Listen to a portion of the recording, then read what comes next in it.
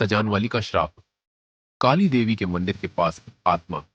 दुगचारा गांव की सच्ची और रूह कंपा देने वाली कहानी।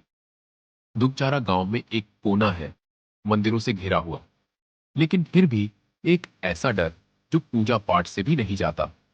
सजानवाली काली देवी मंदिर के पास का वो इलाका है जहां न सूरज की किरणें साफ उतरती हैं और न ही बच्चों की हंसी सुनाई देती है। गांव के बुजुर्ग कहते हैं ये जगह पहले नहीं डराती, लेकिन जब से वो कब्रें बनी और सजानवाली की मिट्टी से लहू की गंध उठने लगी, तब से यहां सिर्फ आत्माएं हैं, इंसान नहीं। शुरुआत 1981 की एक चुप्पी भरी दोपहर। उस दिन मंदिर में काली पूजा हो रही थी। चारों ओर मंत्र, दीपक, घंटियां।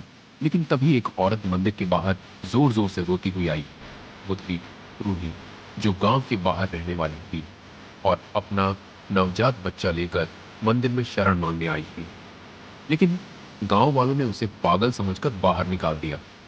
रूही ने अपने बच्चे को गोद में लेकर काली मूर्ति के सामने चिल्लाकर कहा, अगर मेरी बात ना सुनी गई तो ये मंदिर भी गूंगा हो जाएगा और मेरी आत्मा इसी जगह से सबको देखेगी। फिर बच्चा किसी का नहीं बचेगा। उसी रात रूही और उसका बच्चा दोनों सजानवाली की जमीन पर मृत मिले। कहते हैं बच्चे की आंखें खुली थी और मुंह से मिट्टी निकल रही थी। इसके बाद क्या हुआ? वहां छोटे छोटे बच्चों की कई कब्रें खुदाई में मिली, बिना नाम, बिना निशान। रात को वहां से गुजरने वालों को बच्चों के खिलखिलाने की आवाज आती है। फिर अचानक किसी औरत की चीख। कई बार गांव की महिलाएं बताती हैं कि सजानवाली के पास से गुजरते ही पेट में दर्द शुरू हो जाता है, जैसे किसी ने अंदर से कुछ खींच लिया हो।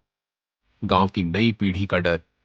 प्रणव जैसे कई बच्चों को सपनों में एक ही औरत दिखती है, लंबे बाल, फटी हुई लाल साड़ी, गोद में बच्चा और आवाज, मुझे क्यों ठुकराया? गांव के मास्टर जी ने एक बार रात को वहां से गाड़ी से निकलने की कोशिश की। अगली सुबह गाड़ी वहीं खड़ी मिली और मास्टर जी बेहोश, होठों पर खून और हाथ में मिट्टी। आज का सजानवाली एक आत्माओं का इलाका। शाम के बाद उस रास्ते पर मोबाइल नेटवर्क चला जाता है। मंदिर की घंटी अपने आप बजती है और बच्चों की कब्रों पर लगे पत्थर हर अमावस की रात उलट जाते हैं। क्या आप कभी सजानवाली गए हैं?